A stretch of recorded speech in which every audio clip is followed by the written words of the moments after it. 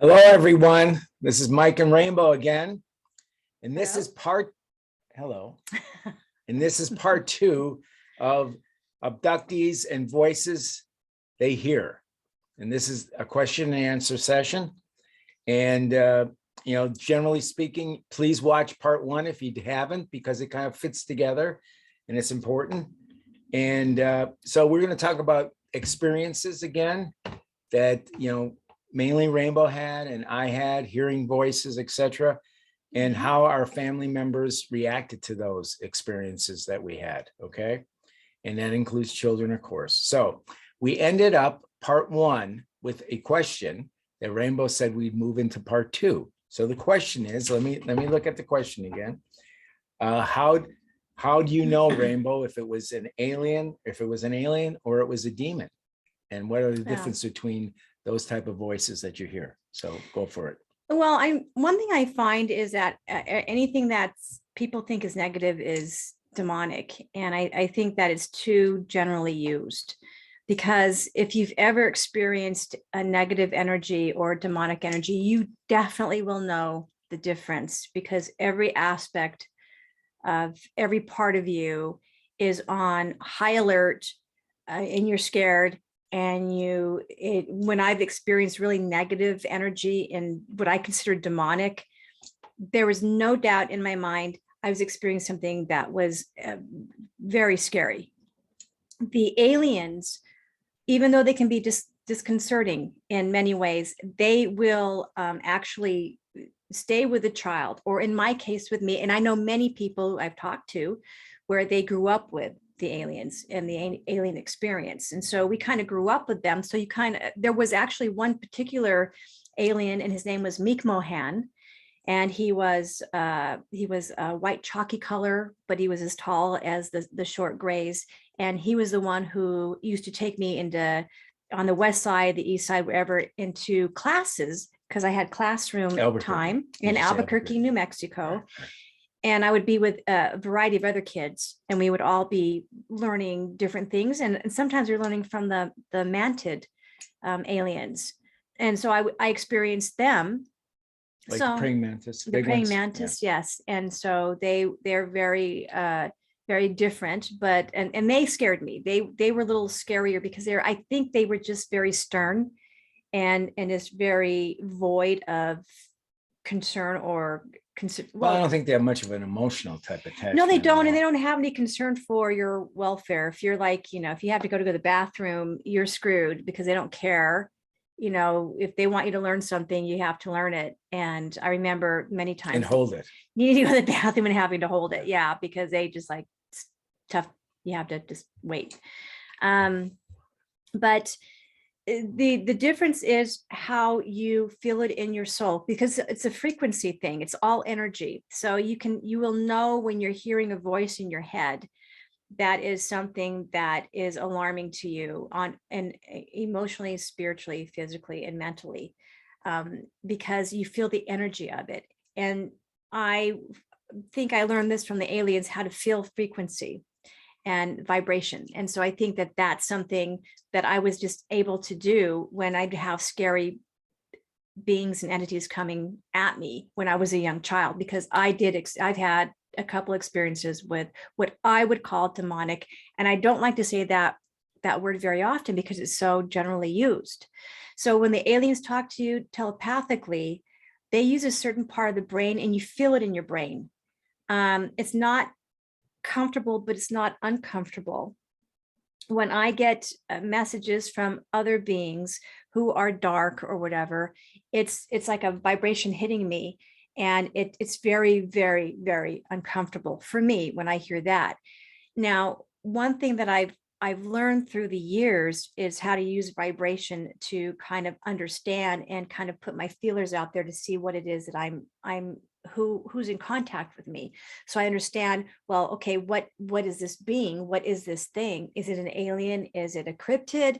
I love cryptids. They never scare me. They come through to me when I'm dealing with a cryptid in a very friendly manner, and they always have a gentle energy coming towards me. It's a comforting energy so that I don't feel scared. And Loki and Warja always did that to me. And even Tulak, even though we met Tulak, You jumped the dog man Right. in the Sandia Mountains in Albuquerque, after the initial seeing him, the contact afterwards was not intimidating at all. He was very intimidating when we saw him because he didn't want us near him.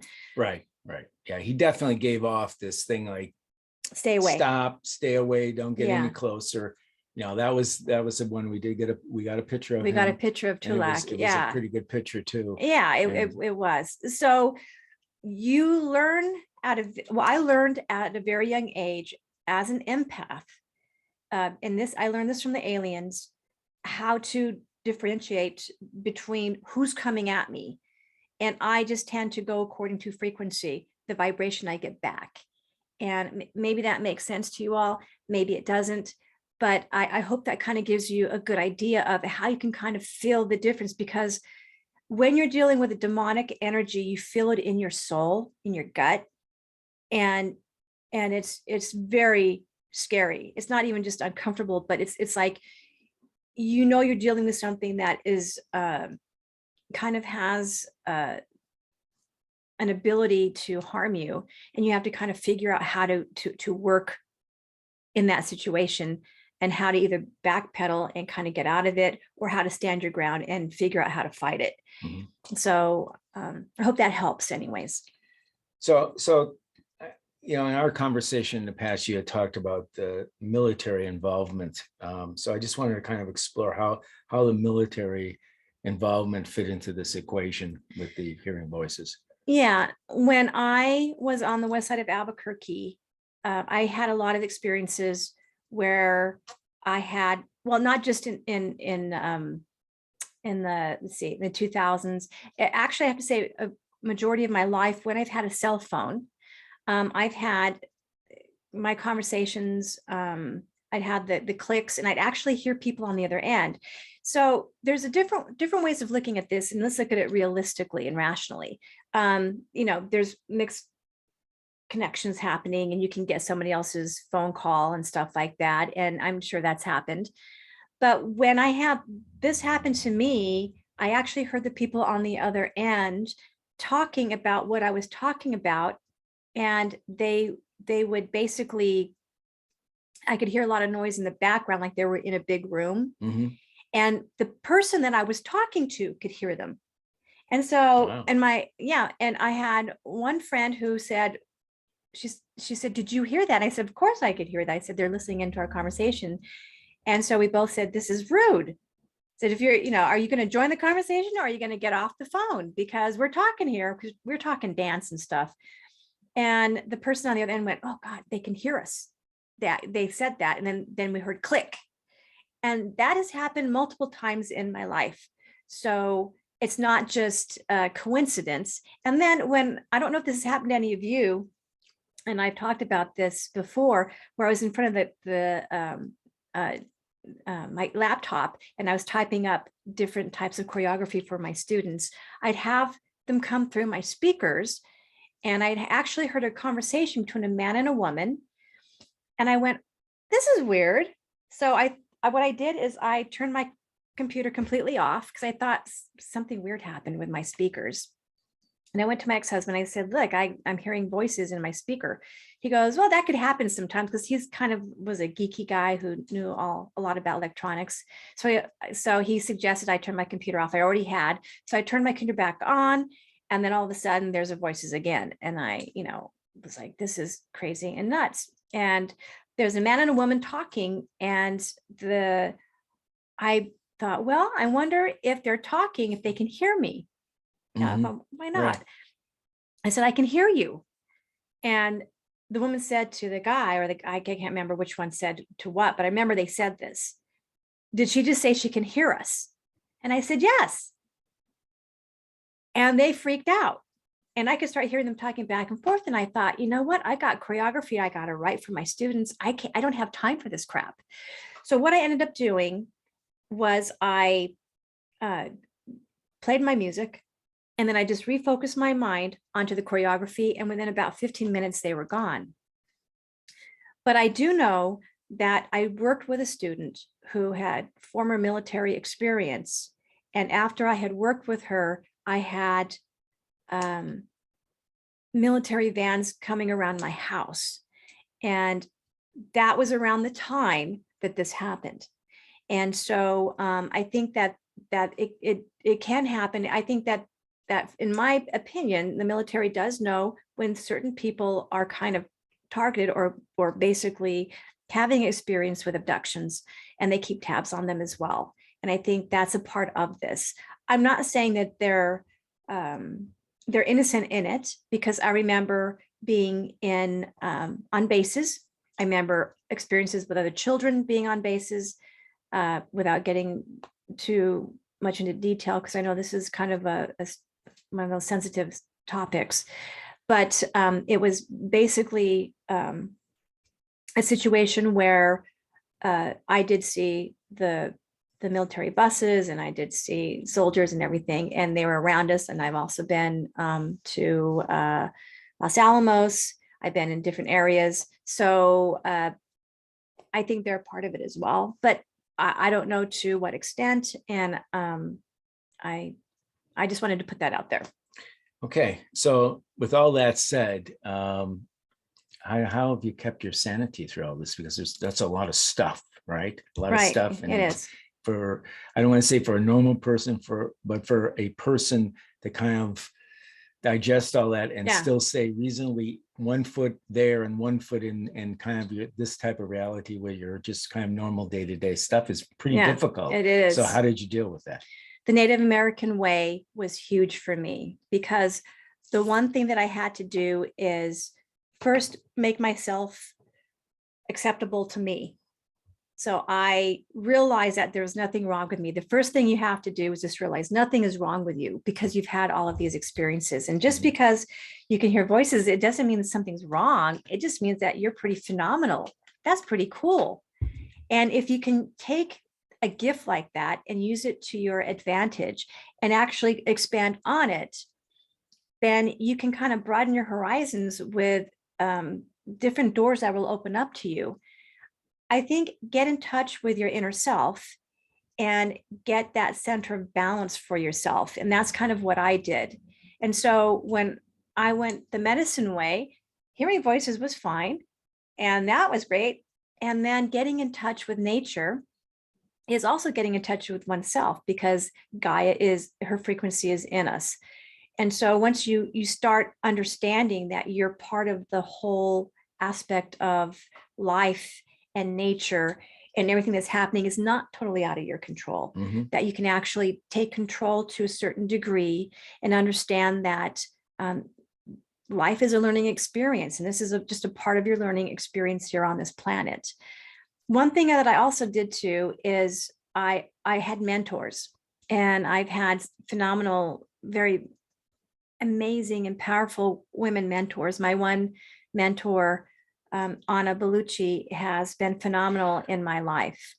She's just, I love her. And I had an African priestess, V, who was a major part of my life.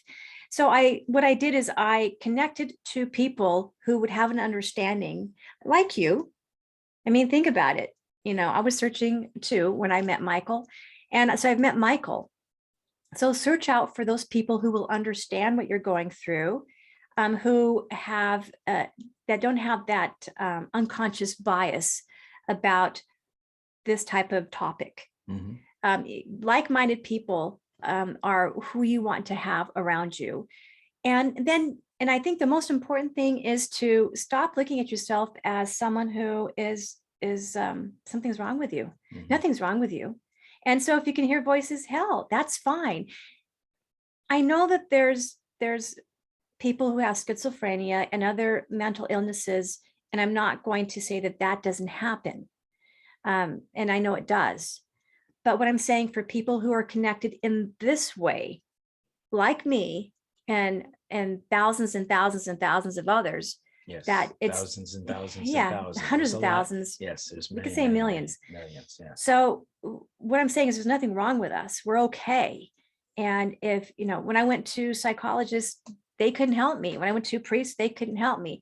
when I finally got to a place to where I accepted myself, self-acceptance, that's where I actually started to blossoming out and being okay. So just realize that you're not alone. There's people like Michael and me who are here to help. If you have any questions, I'm so open to answering questions, and just know that I'm here along with you experiencing all of this. And I want you to know you're not alone. We understand, and we're here to help.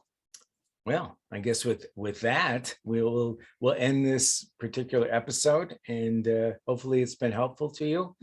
And if you want to ask us questions, you can comment here, of course. If you want to ask us questions through our email, it's dimensionalwalking@gmail.com. And anything else, Rainbow? Did you want to show the Truth Seeker Forum, don't forget that. Yes, Truth Seeker Forum is our website also. And here's a picture of one of the aliens that Rainbow. Here's the little guys that I used to hang with when I was a kid. This one had a name? I don't know No, who this we one don't. is. Meek Mohan, I haven't drawn yet. Okay, so But here they anyways, are. this is one of them. She's a very good drawer. She's drawn many entities of many certain thanks. some of them actually you have a dimensional walking. You do have on the channel, you do have a whole I think I episode in did. which you did Yeah. drawings where you showed many Yeah. of your drawings of the entities and had a little story about each one of them, which is Yeah. really good. So I Thank you. encourage you to go there. And I think that's about it. So anything Okay. else? No. We're good. Happy trails. Till next time. Bye-bye. Bye-bye.